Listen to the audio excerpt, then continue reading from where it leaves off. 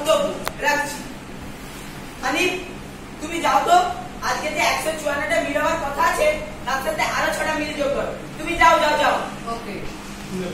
না না, চলো চলো, সেই ছেলেটার কাছে যেতে হবে যে পড়াশোনা ছেড়ে দিয়ে চা বিক্রি করছে। দাঁড়াও, তাকে একবার ফোন করে জেনে নি সে কোথায় আছে। হ্যালো, হ্যাঁ বান্টি বলছো? কোথায় আছো এখন? হ্যাঁ কি বললে? চৌরাস্তার মোড়ে? ঠিক আছে ঠিক আছে, ওখানে দাঁড়াও, আমরা আসছি। চলো চলো। হ্যাঁ চলো চলো চলো। চায়ে চায়ে গরম গরম চায়ে, লেমন টি আসুন বাবুরা, গরম গরম লেমन टी খেয়ে যান। आइए बाबू आइए, चाय गरमा गरम पिए, निफ्टी दादा रंटी, दाम बहुत कम। आइए पिए विटामिन सी, वरना लोगे चौंक। आइए बाबू पिए गरमा गरम लिट्टी, 5 रुपया पड़े खर्चा, बुकेट हो बेटा लिट्टी, लिट्टी दादा लिट्टी। আরে ও ভাই, আমাদের চা দাও তো। দিচ্ছি বাবু। আরে মাস্ক পরো নি? নাও নাও, মাস্ক পরো মাস্ক পরো। ফোন যে বন্ধ হয়ে আসছে। ওসব বললে তো হবে না, মাস্কই হলো একমাত্র উপায়। আচ্ছা, তুমি হিন্দিতে লেমন টি না বলে লেমটি বলছো কেন? নবর্ণের বিলক্ষণ দিয়ে ছন্দ মেলানোর জন্য। বাংলা ব্যাকরণে একে বলে বর্ণলোপ। বাহ বাহ বাহ, বাংলা ব্যাকরণ সম্পর্কে ভালো তো জ্ঞান আছে দেখছি।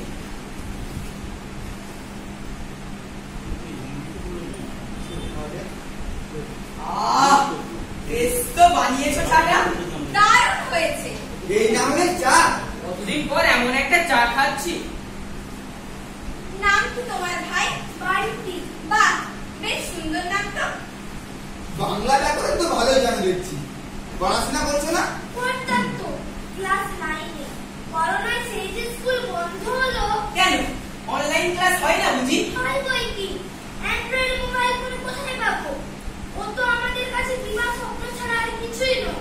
টাকা কোথায় পাবো অত? তাও তো ঠিক। আচ্ছা, তোমার বাবা কি করেন বান্টি?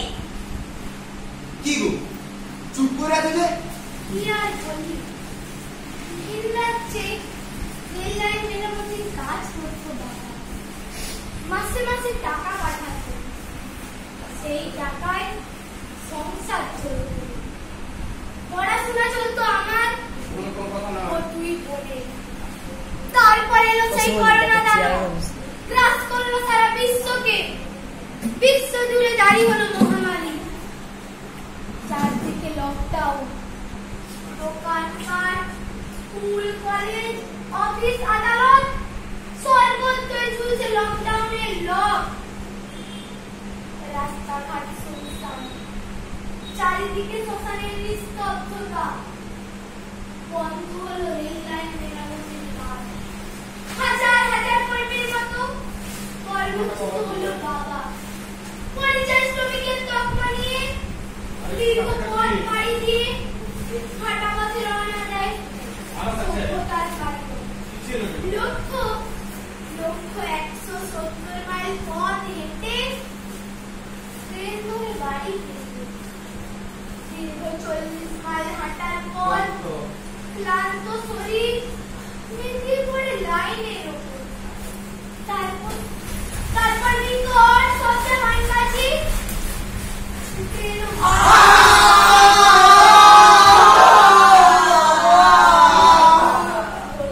সূর্য চোখ মেলতে 16 জন অসহায় পরিযায়ী শ্রমিকের জীবন সূর্য গেল অস্ত্রাচলে।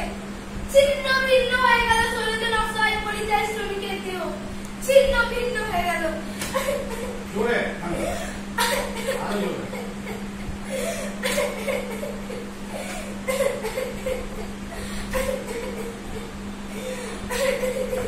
কি বলে যে তোমাকে সান্ত্বনা দেবো তার ভাষা জানা নেই। কি মর্মান্তিক, আগেও শুনেছি ঘটনাটা, গাছ শুনলেও।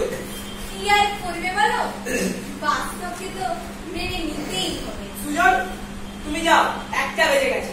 হানিফের সাথে গিয়ে খাবারগুলো দিয়ে এসো। ওকে। তোমরা তো অনেক পড়াশোনা করেছো। আচ্ছা, পরিচয় কথা কি মানে বলতে পারো? কেন পারবো না? পরিযায়ী বলতে বোঝায় এক শ্রেণীর পাখিকে, যারা এক জায়গা থেকে অন্য জায়গায় যেতে চায়। এটা এক দেশ থেকে অন্য দেশে হতে পারে। অথচ ভাগ্যের কি পরিহাস দেখো, যাদের এক জায়গা থেকে অন্য জায়গায় ঘুরে আসার কথা, তারাই আজ পায়ে হেঁটে ক্লান্ত শরীরে বরণ করছে অসহায় মৃত্যু। আর অন্যদিকে দেখো, দেশের অন্ন ধ্বংস করে, দেশের মোহ ত্যাগ করে যারা অন্য দেশে গেল অর্থ উপার্জনের জন্য, তাদেরকে ফিরিয়ে আনা হচ্ছে মেনে করে। বাহ, দারুণ বলেছো তো বান্টি, এভাবে তো ভাবিনি কখনো। সেই যাই হোক, তোমার মনে খবর হচ্ছে বান্টি? বললো দিদি ক্লাস 10 এ পড়তো।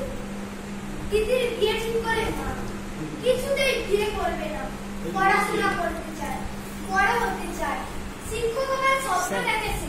তারপর এলো সেই দিন।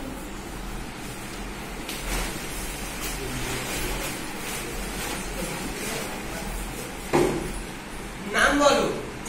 চাল করি দত্ত, বাবার নাম? 3 করি দত্ত। ঠাকুরদার নাম নিশ্চয়ই 2 করি দত্ত। কি করে আনলেন ঠাকুর মশাই? ওসব আমি জানি। গোত্র বলো।